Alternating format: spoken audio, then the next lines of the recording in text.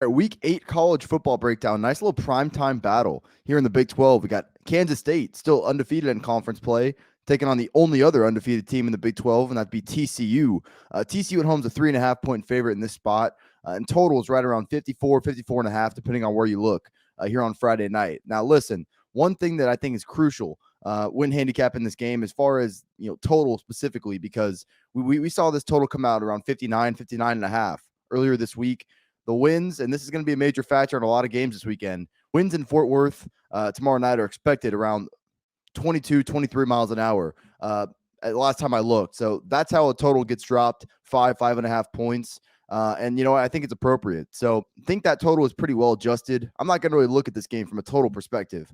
One thing that jumps out to me, and this is, I'm not going to have an official play in this game, but one thing that jumps out to me immediately when looking at this game is Kansas State has the major spot advantage in this game. They're coming off a bye week. TCU is coming off a double overtime comeback win at home against Oklahoma State. And really, we started to see them regress, specifically on the offensive side of the ball last week. Coming into last week, they were really clicking on all cylinders. Max Duggan was playing the best football of his career. They were running the football basically at will. We did see last week, once they, kind of kicked it into gear in the fourth quarter, you saw just how many weapons that Duggan has to work with. We did see them start to regress a little bit, and now you're coming off that emotional high, that comeback win, and you're playing a well-rested team that's right on your level. It's not, in theory, the best spot for TCU here, and it's an equally good spot for Kansas State. The reason I can't get to the window with Kansas State is, there is a chance that TCU comes out and punches them in the mouth, and if TCU gets up in this game early, I just don't have enough trust in Adrian Martinez to be able to lead Kansas State back in this game. Kansas State will win this game if they're able to, control the pace and just get off to a good start. We know what they have with running back Deuce Vaughn. Adrian Martinez is very trustworthy in the run game.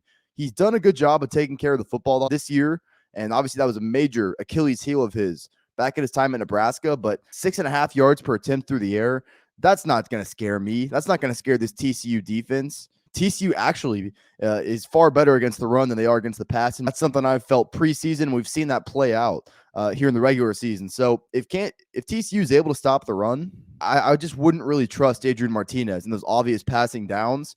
Kansas State's got a good defense. It's probably the most complete defense. Well, not probably. This is the most complete defense that TCU has played. And from a metric standpoint, the analytics and the numbers are really high on this Kansas State defense. I still remember, though, them playing in Norman a few weeks ago. They pulled the outright road upset, and that was the narrative coming out of that game. Oklahoma still put up over 500 yards of offense and probably left about 100 more on the field. Dylan Gabriel missed some wide open throws in that game. Oklahoma was really able to move the ball quite well and just not able to keep drives alive on third down. I wouldn't say this Kansas State defense is particularly unbeatable. We've seen enough good from TCU this year offensively. The reason why up to this point they're always going to get the benefit of the doubt from me is they're multiple. If Max Duggan's not having a good game, they can lean on that run game. Their offensive line is held up well. And, quite frankly, I don't see Max Duggan having too many down games this year. He's got so many weapons on the outside. He doesn't have to be a Superman every game. He's played well this year, but TCU's just got so much going for them offensively that I don't really want to fade them in this spot. This is a tough handicap, in my opinion, especially from a total perspective. How much of an impact does the wind have on this game? We'll see. I'm not going to really get involved from that side of things.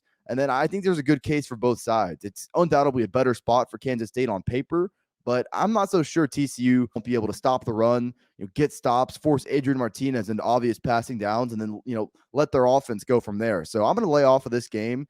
No real feel. To be honest, if I had to play the game, I'm laying the 3.5 at home with TCU.